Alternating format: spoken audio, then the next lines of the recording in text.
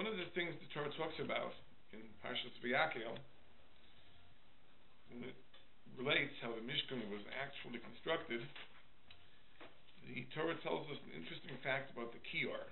The kiyar was the vessel that contained water, from which the Kohanim washed their hands and feet before performing the avodah. And the pasuk says, "Vayas is kiyar nechoshes," that he made the kiyar of copper. Veis kana, on its base, nechoshes, also of copper. V'maros hatzovos, with the mirrors of the armies. Asher tzavu pesach oil mayid, that gathered, assembled before the opening of the oil mayid. So what does this refer to? The mirrors of the armies, the legions. So Rashi brings a well-known medrash that the Bnos Yisrael, the Jewish women in Mitzrayim, raised armies. They raised legions at a time that their husbands pretty much had fallen into a state of despair.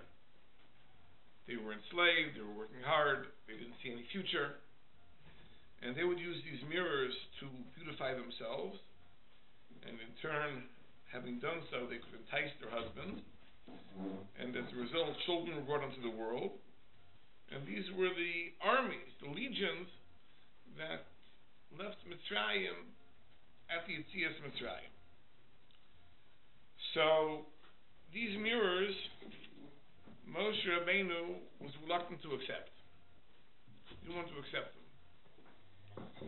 Until HaKadosh Baruch Hu told him, accept them and use them to make the kiyar, because they are the most beloved to me. And the Ramban explains that there really were other things that were even more objectionable.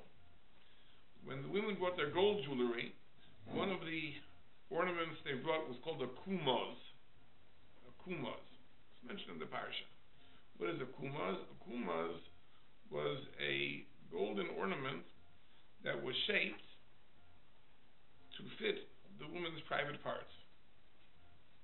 The word kumaz means kan mokaim zima.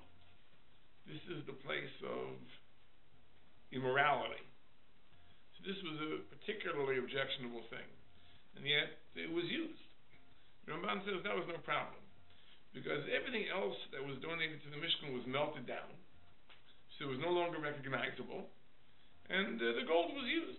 So the fact that it came from a kumaz, or from a ring, or from an earring, or from a necklace, it couldn't be detected. It was just melted down to the pure gold. But here, in the case of the kiyar was made of mirrors. But the mirrors were welded together, fitted together, but they were recognizably mirrors. So Moshe didn't want to accept them. HaKadosh Baruch Hu said to the contrary, this is chavav v'lai min hakoil, this is the most beloved. So why was it made into the kiyar? So Rashi says something very, very interesting, because one of the uses of the kiyar was that it was from the kiyar that the water was drawn to give the sota to drink. The suspected adulteress was tested by giving her water into which Hashem's name was erased. Where did the water come from? The water came from the kiyar, from this copper basin. The purpose of giving the water was to bring shalom ben ish li ishto, to bring peace between husband and wife. It wasn't to punish the guilty. It was to clear the name of the innocent and restore trust in the marriage.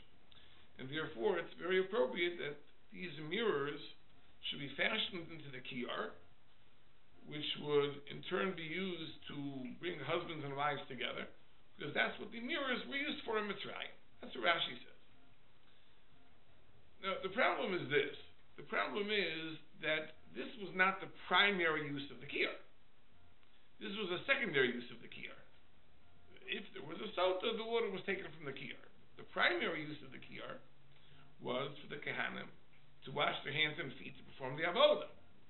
Now, at first glance, there don't seem to be any connection between the fact that the women used these mirrors to beautify themselves and the fact that the Kohanim would prepare for the avodah by washing from the kiyar.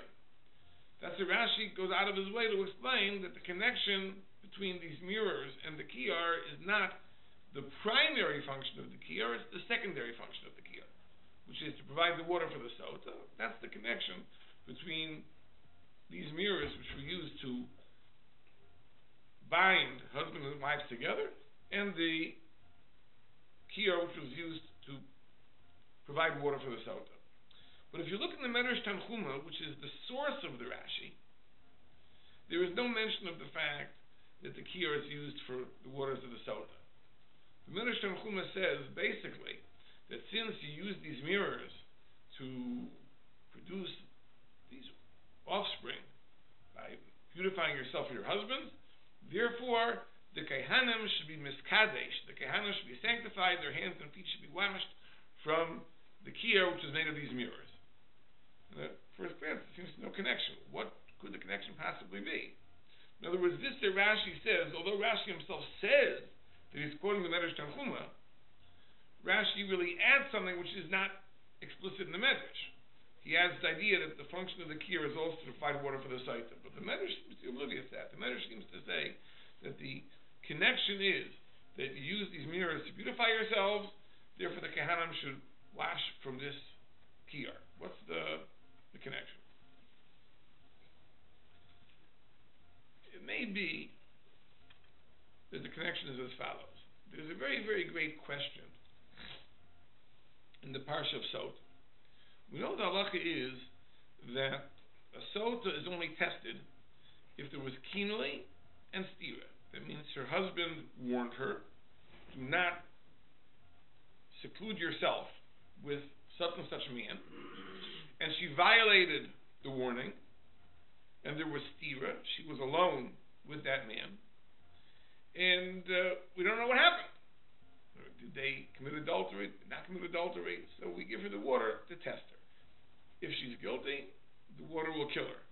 If she's innocent, the Torah says she'll be blessed. The water will confer blessing. The nix of an Israel Zara, she'll be cleansed, and she'll have children. Chazal say either that means that even if she hasn't had children up to this point, now she'll be blessed and she'll have children.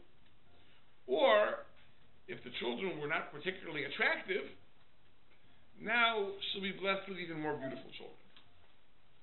So it seems that she gets a blessing. So the question which is asked is, okay, I understand that if she's innocent, she didn't commit adultery, she won't be killed by the water. But to give her a blessing, she's hardly deserving of a blessing. After all, she violated the warning. She was alone with this man, which is certainly not appropriate. It just happens to be that she didn't commit a technical act of adultery. So the water clears her of guilt. But it should confer blessing. Why is she deserving of a blessing? The idea is as follows. Let's imagine what actually is going on over here. Where this woman was on the verge of committing adultery. Because her husband told her, don't be alone with that man. And she was alone with that man. And I'll just mention that the Beis Halevi says in a tshuva that stira, to be alone with a man, means to be alone with him for the purpose of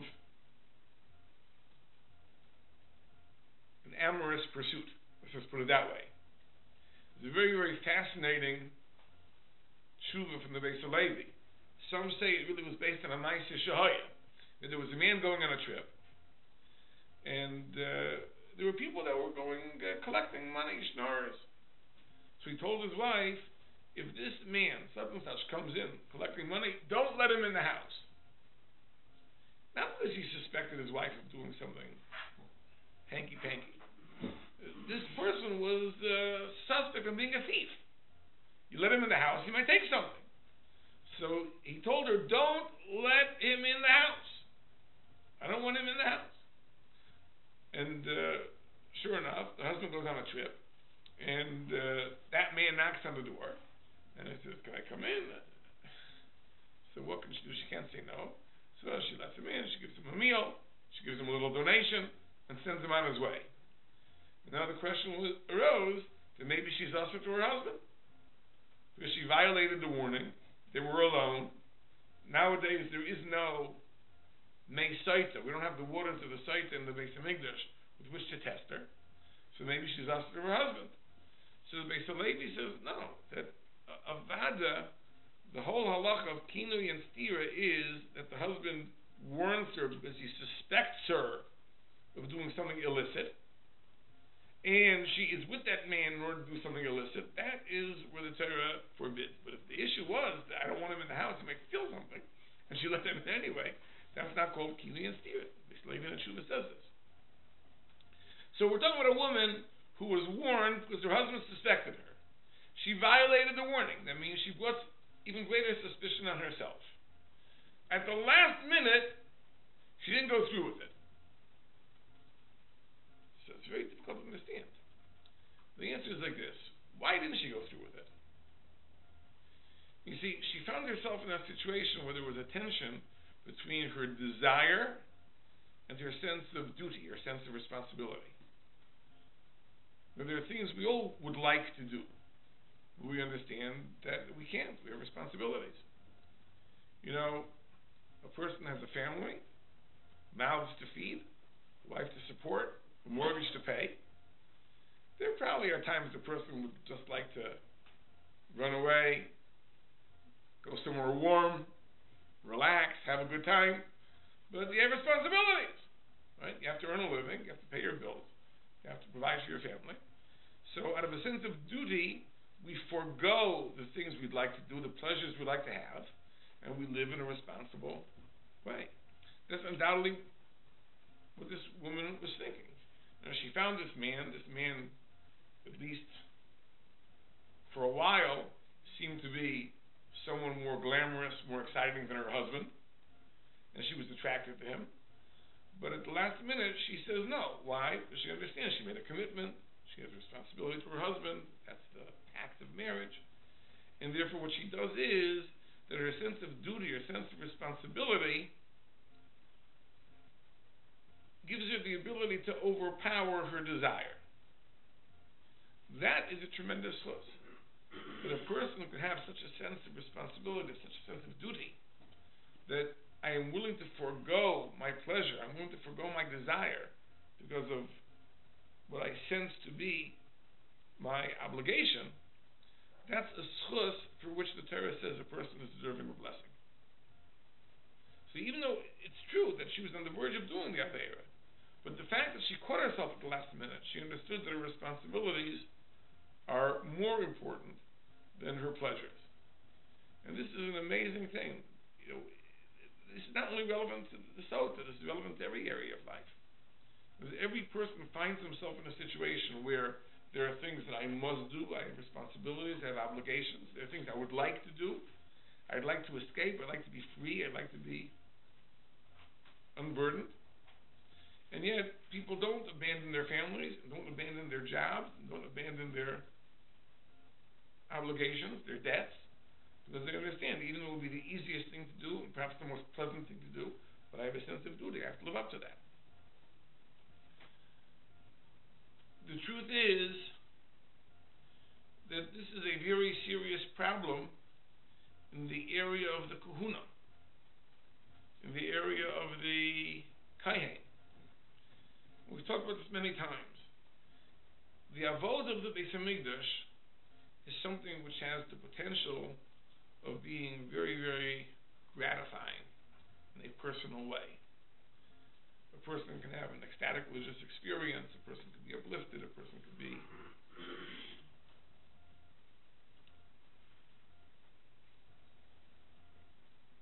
on cloud nine, experiencing the beauty and the depth of the avodah of the Beis Hamikdash. But we know that there are limits.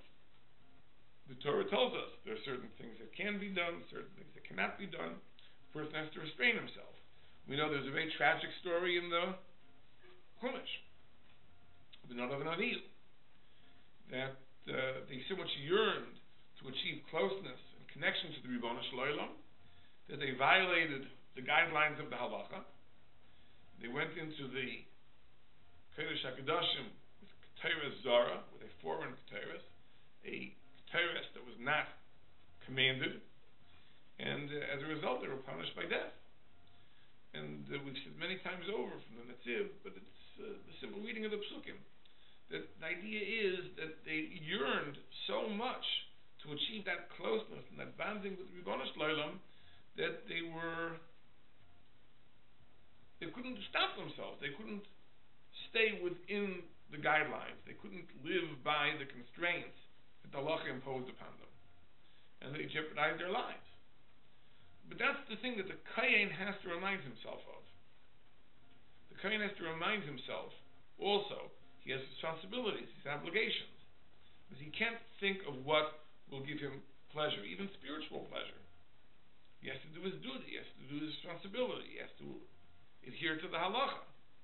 Because in a sense, the Kohen is also in the same situation as the Sota.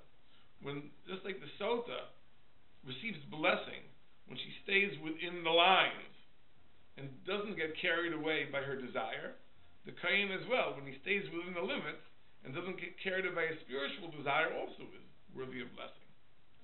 The truth is, another example of this is with the Chet HaEgel itself. The Chet HaEgel was a situation where the Jews were in a state of panic, state of fear. They thought that their leader was gone, and the only way they could soothe their anxiety was by creating for themselves an egel, which was a violation of the rules which the Kodesh Baruch Hu laid down, that you're not allowed to make images. So again, this had terrible consequences, which we're suffering until this very day. The women of Mitzrayim were also in the same situation. In that situation, where the likelihood, as far as they could tell, would be that their children would be enslaved and tormented and perhaps killed, why bring children into the world? Why do such a thing? It would be much easier, more pleasant, more comfortable, not to carry these children for 9 months, bring them into the world, have to hide them, and have to raise them under such conditions. But they had a sense of responsibility. They understood that if we're not going to do our job, then Klal Yisrael will disappear. And therefore we have to raise children. We have to bring children into the world. We have to help them grow. As difficult as the conditions are, that's what we have to do. So the sense of duty overcame their sense of what will be comfortable and pleasurable. So Agav, I think I've mentioned before, the Zohar HaKadosh says in PARSHA SHMOT, an amazing thing, that one of the great zchuyos, one of the great merits of the women of Mitzrayim was that no woman in Mitzrayim ever committed an abortion during the years of the enslavement. Abortion is not a high-tech recent phenomenon. Or the ability to do it existed even back then. And you would think that many Jewish women, if they would conceive, they would have said, what's the point of bringing a child into the world in slave conditions? Well, abort the child. Abort the child. And many people have these cheshbonos. I read just recently that a couple just received a massive judgment, over $2 million, in a wrongful birth suit. They gave birth to a child who had a genetic abnormality, and they said that if we would have been informed of this, we would have aborted the child. And now you didn't perform the testing properly, and we weren't informed, and now we have this child, so you have to pay us. It was a wrongful birth suit, and they received a massive judgment, $2.6 million, I think it was. And that's what we're talking about. But in Klal Yisrael, such a thing never existed. We have an obligation, we have a duty to perpetuate ourselves. And if it's difficult, it's difficult. But we do what we have to do. Our duty overcomes. And that's what these mirrors symbolized. These mirrors were symbols of the duty. The idea that sometimes we have to live up to our responsibilities even if our pleasures would compel us to take a different track. So therefore it says in the Medrash that these mirrors are the most appropriate material to make a kiyar for the Kehanim to wash themselves. Whereas the primary use of the kiyar is directly related to the the women. But it's also the secondary use of the kiyar as well. In other words, the sota also takes her water from the kiyar. Again, that's exactly the issue of the sota as well. Was this woman of the type, like those women in Mitzrayim, whose sense of duty enabled them to overcome their desire? Or were you the opposite of that, in which case that the waters of the kiyar will bring punishment? So this perhaps is the significance of this connection between the Maras Hatzavos and the kiyar. This is something we talked about in past years, but this is a ha'ara I think we did not touch upon. There's another point I'd like to talk about, another subject, which also we talked about actually last year, but I'd like to reveal another dimension of it. In Parshas Vayakel, as the Mishkan is being put together, we never find the phrase Ka'asher Tziva Hashem es Moshe. The pasuk doesn't say after each component was manufactured that it was made just as Hashem commanded Moshe. In PARSHA, when we have the manufacture of the Big Day Kahuna, there we have it again and again and again and again. After each beged was made, it says that the ephod was made, Kasher Tziva Hashem es Moshe. And it says that the Avnei Shoam were made, Kasher Tziva Hashem es Moshe. And the Choshen was made, Kasher Tziva Hashem es Moshe. And the Me'il was made, Kasher Tziva Hashem es Moshe. And the Ksones, and the Avnei, the coat and the belt, was made, the hats as well, Kasher Tziva Hashem es Moshe. The tzitz was made, Kasher Tziva Hashem es Moshe. In other words, there, in the case of each beged, the Torah makes a point of the fact that the beged was made just as Hashem commanded Moshe. But the Mishkan doesn't speak that out. The Ramban points this out, makes this observation, that somehow there's a difference.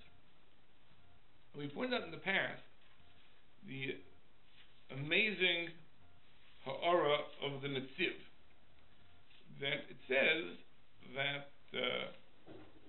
when all the components of the Mishkan were complete, it says Vateichel kol avodas Mishkan Oyel Moed, that the labor of the Oyel Moed was complete. Vayasu bnei Yisrael k'chol asher tziva Hashem es Moshe keinasu. The bnei Yisrael did everything that Hashem commanded Moshe. Now it doesn't say here they did it like Hashem commanded Moshe. It says they did all the things that God commanded Moshe. We gave a mashal to explain the difference. A beautiful mashal. Imagine a husband tells his wife, I'd like you to make a Shabbos meal like my mother used to make. So the wife says, fine, give me the menu. So the husband says, she made challah and gefilte fish and chicken soup with knedlach and chicken and kugel and kompot. That was the menu. So she makes everything on the menu. She makes the challah, she makes the fish, and she makes the soup, she makes the knedlach, the chicken, the kugel, the kompot. He eats the meal, and he says, it's true, you made everything my mother made, but it wasn't like my mother made. That is tasty. So that's the point. It says they made all the things that Hashem commanded Moshe. But it doesn't say that they made them like Hashem commanded Moshe. Then it says, they brought them all to Moshe, Vayaviu es Mishkan al Moshe, they brought it to Moshe, the Oel and the various components, a whole list, 10 psukim long, a whole list, and it says, all the things that God commanded Moshe, so all the Bnei Yisrael did. Vayar Moshe eskol hamalacha, he saw all the work. V'hinei, and behold, also they did it, kasher tziva Hashem, just as Hashem commanded, kain also, so they did it. So the Netziv asks, it's an apparent redundancy. It says in the previous verse, they did everything that Hashem commanded, and the next verse says they did it just as Hashem commanded. The Netziv says that's exactly the pshat. In other words, it didn't require Moshe's careful examination to determine that they had made all the things that God commanded. There was a list of things that God commanded. Make an aron, make a shulchan, make a menorah, make a krushim, make curtains. They made all those things. But they had to bring it to Moshe, and Moshe very carefully examined it, and upon examination he determined, it's exactly as I was commanded. Which seems to mean the components were made, it wasn't immediately apparent. It wasn't immediately apparent, just as the thing was made, that it was kasher tziva shemas Moshe. It was only after everything was brought to Moshe Rabbeinu, then he examined it and determined, yes, it was made as I was told. Whereas when it comes to the Big Day Kahuna, as soon as it was made, it was readily apparent that it was made properly.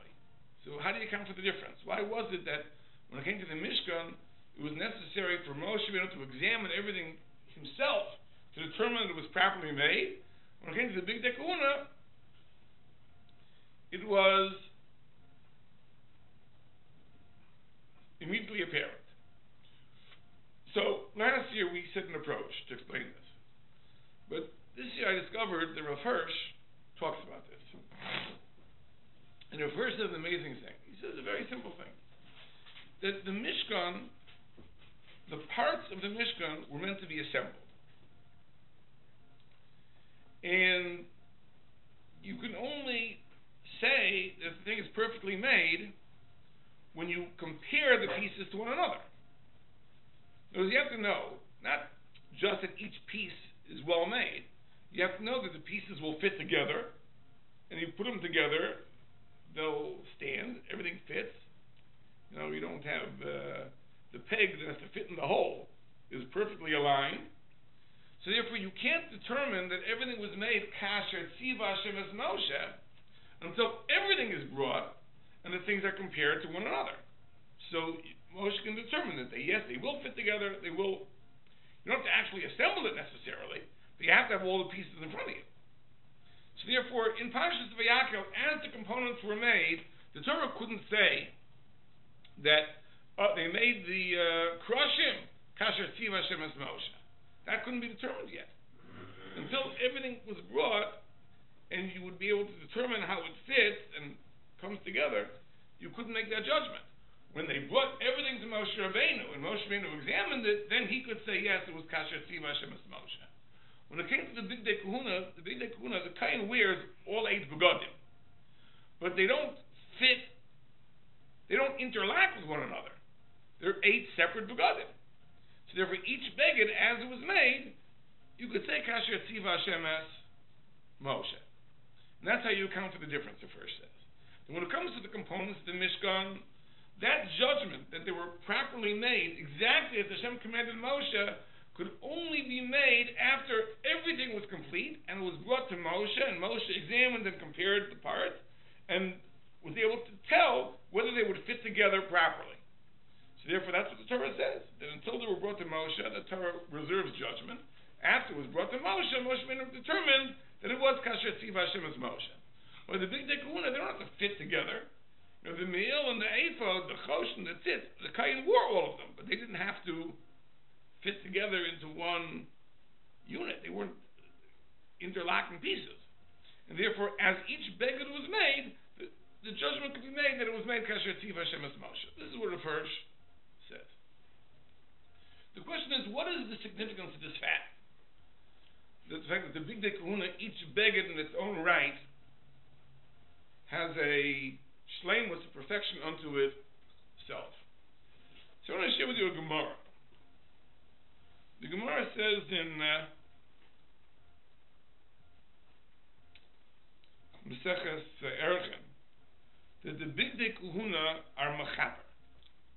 The Big Day Kahuna atone. So Amar Vanani Bar Sasson, Lama nismuch a Parshas Big Day Kahuna la Parshas Karbonos. Why is the Parsha of the Big Day Kahuna juxtaposed to the Parsha of Karbonos? In Parsha Tetzaveh, the first half of the Parsha talks about the Big Day Kahuna, the second half talks about Karbonos.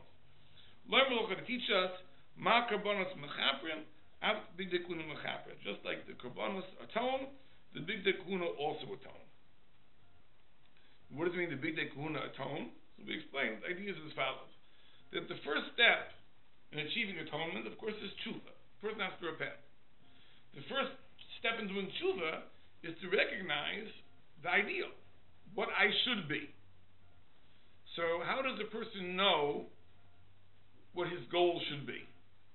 Because he sees that within this society, who is upheld as a role model.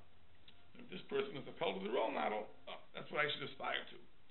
So the Kohen Gadol was given 8 garments to wear. As we'll see, each of these 8 garments symbolizes a different aspect of shleimus, a different aspect of perfection. And therefore, seeing the Kohen and understanding the symbolism of his begadim is the first step in tshuva, which in turn is the first step of kapara. So what is the symbolism? So the Gemara goes through each of the begadim alludes to something else. The ksainas alludes to the sin of shvichas damim, of murder. So in a positive sense, it alludes to the idea that a respect for life is an aspect of perfection of shleimus. The mechnasayim are mechaper on gilui arayis, which means that sexual purity is an ideal. The mitznefes, the hat which is worn on high, relates to gasus ruach, to haughtiness, high on the head. So it teaches us the value of humility. The avnei, the belt, relates to hirur alev, thoughts of the heart, because the belt was not worn around the waist. The belt was worn higher up, around the upper chest. So therefore, ahecha deisei, the location of the belt alludes to hirur alev, pure thought. The chayshim relates to dinim, judgment. That's what's called the choshen mishpat. The ephod relates to avodah zarah, in the positive sense, pure monotheistic belief. The me'il relates to lashon hara, again in the positive sense, purity of speech. The tzitz relates to azus ponim, brazenness. The person should not be defiant. The person should be willing to give in, and so on and so forth. Different aspects of shleimus. There is a shaila. When we talk about shleimus, there are different aspects of shleimus. Is shleimus a package deal, or is it possible for a person to be a shalem in one area and not shalem in another area?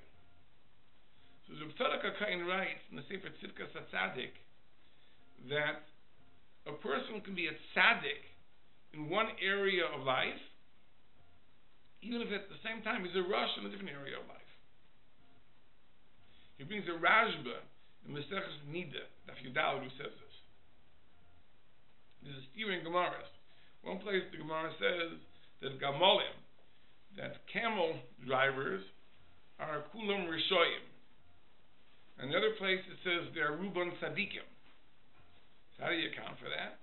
So the Rashba explains that it depends what you're talking about. The people that led camels across the desert were very, very devout. Because they realized they were traveling in places of great danger, they had to turn their thoughts to God. Just happens to be they were thieves. They would rip you off in terms of what they would charge you, and so on and so forth. So in one aspect they were Rishoyim, in the other aspect they were Tzadikim. And you might ask the question, wait a minute, if a person is a Rosh in one aspect of life, why could you call him a Tzadik? So the Rashba says it's possible. You can have a person in one area of life he's a tzaddik, in another area he's a rasha. But we shouldn't write a person off because a person isn't absolutely perfect in every area. The reality is that in life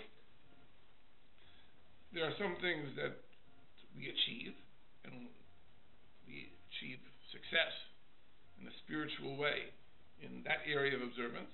At the same time, another area of observance, we're perhaps not where we should be. Right? So don't say, oh, that's hypocritical. Because if you really were so frum, so perfect, you'd be perfect across the board. It's not true. Because life allows for compartmentalization. The person could be righteous in one area, in other areas he has his faults.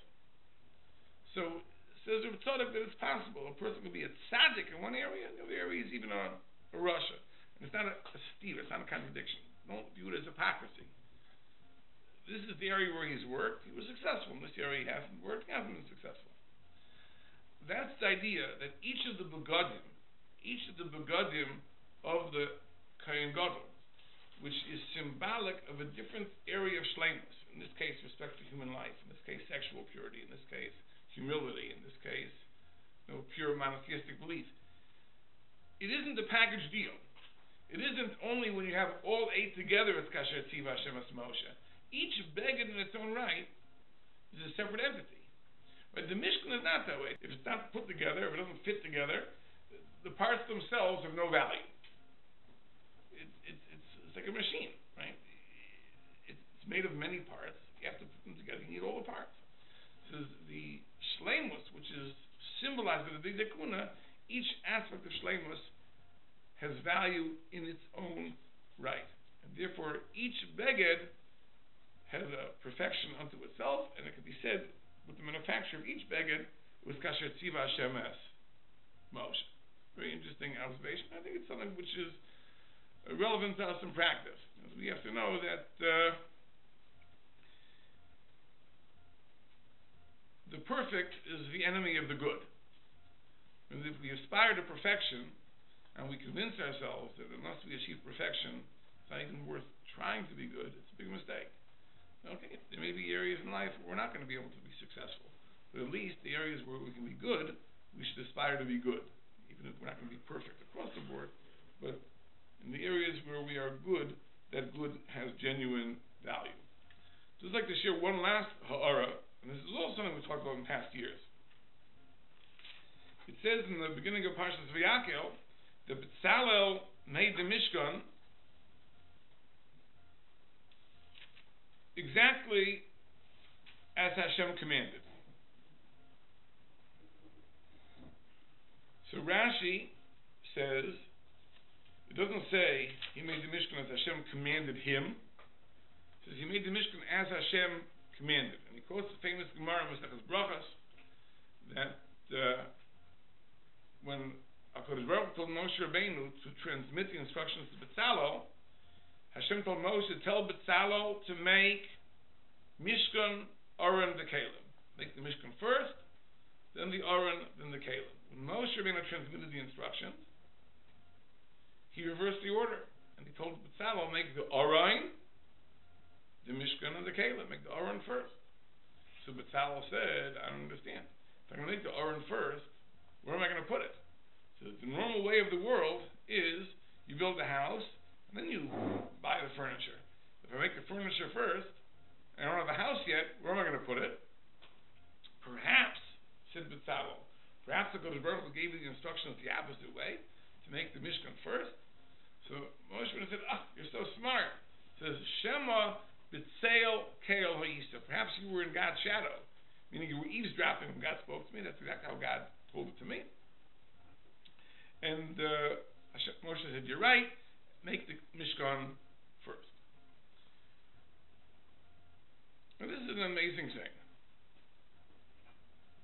The wisdom of B'Tzalel, the Gemara says in Masechus Brachos, was so incredible that he could combine the letters in the combinations with which God created heaven and earth. The deepest secrets, how God combined the letters to form the words with which He created heaven and earth, that's how He knew how to do. The Ramban says in PARSHA Kisisa that B'Tzalel understood all the Seidos, all the mysteries, Api Kabbalah, all of every detail of the Mishkan. So it was an incredible level of Chachma. And this is what Moshe was impressed by. B'Tzalel says a very simple thing. Now listen, if you're going to build a house and buy furniture, you should build the house first and then get the furniture. Otherwise, there's no place to put the furniture. Right? This is a very common sense, practical thing. Like this is what Moshe Rabbeinu was so overwhelmed by. He said, you must have been in God's shadow. If B'Tzalel would have said some very profound thing, Al-Pi Kabbalah, the symbolism of the Kalim, what they represent and what they accomplished in the heavenly realm, okay, Moshe would have been impressed. What was he impressed by? He was impressed by this very practical, down-to-earth consideration. But the Pshat is Pasha. And there's a little bit of a musar over here. When it comes to a mitzvah object has tremendous, tremendous seidos. There are secrets, there are mysteries, there's a Kabbalah, there are all sorts of seidos. So we don't tamper with a mitzvah object on the basis of practical considerations. I'll give you an example. Let's say tefillin. Tefillin are made of leather. Now, to make a perfect cube out of leather is a very difficult thing. Leather is a soft material. It doesn't lend itself to making sharp corners. So to press leather into a perfect cube is difficult. And there are books that have been written with pictures that show you the entire process of turning leather into tefillin. So what if a person would say, I have a really good idea. Tefillin will be a fraction of the cost. If instead of making them out of leather, we'll make them out of wood. Right? Wood is a hard material. You can cut it to form sharp edges. It'll be even better, more durable. So what's the answer? Why don't we do that? Because we don't tamper with the mitzvah object. Because we don't know why HaKadosh Baruch Hu said to make them out of leather. So for all we know, if you do it out of wood, you can destroy the whole world. Right? Like, what do we know? Right? HaKadosh Baruch Hu said it's leather, that's the way it should be. It has to be leather. It's difficult, it's difficult. We're going to do it differently because it's easier. We might be missing the whole point. I remember that years ago, when I lived in California, I had a secretary, an elderly woman. She's my secretary, and she used to attend the Reform Synagogue. And somehow I convinced her one year she should come to Armenian for Rosh Hashanah. Okay, she came to Armenian for Rosh Hashanah. So I was the Baltakei, I blew the shofar. So the woman says to me, after davening, says, Rabbi, it was very good, but I have to tell you that my rabbi in the temple blows the shofar better. So I say, how so? He has a metal mouthpiece that he puts in, so it's effortless. No, you do without. You blow into the natural shofar. It's very hard to produce a sound. He gets it perfect every time. So why don't we do that? And the answer is because we do it the way the Torah says to do it. We don't tamper. Why? Because for all we know, we'll do it that way. Not only will we be defeating the whole purpose, who knows what a churban we could be making in the upper Olam Asol Yoyim. So as a rule, we don't tamper with mitzvah objects. So B'Tzalel, he was given instructions from Moshe Rabbeinu. Make the Aron first, then the Mishkan, and the Kelim. So B'Tzalel, just on a common sense, it makes common sense. Do it the other way. What gives him the right to tamper with the instructions from Moshe Rabbeinu? The answer is B'Tzalel knew all the secrets. He knew all the Seidos. Because he knew back and forth all the Seidos, all the mysteries, all the symbols, all the Kabbalah that lay behind every aspect of the Mishkan, he was able to say that here, reversing the order will have no consequences. Right? Will you make the Aron first, or will you make the Mishkan first, will not make a difference in the vast scheme of things, because I understand all the Seidos. I can mitzaref oisius, shmanivru shmaim ba'aretz. Therefore, I understand that reversing the order makes no difference, and therefore we can apply the practical consideration. And since the practical consideration allows for the Mishkan to be built first, it makes sense to do that. And Moshe Rabbeinu says, you're right, that's Taka HaKadosh Baruch Hu said it. But B'Tzalel was only able to do that, he's only able to use this common sense situation, because he understood all the Seidos behind the Mishkan. And that's what Moshe Rabbeinu was mispoiled. That's why Moshe Rabbeinu was so overwhelmed. And if you could make this common sense judgment, it must be you were B'Tseil Kel, you were in the shadow of God, and you learned and understood all the secrets of the Mishkan, and therefore you were able to make a judgment that reversing the order would not make a difference in the vast mystical realm. That's B'Tzalel. B'Tzalel is the exception. But the rule is not that way.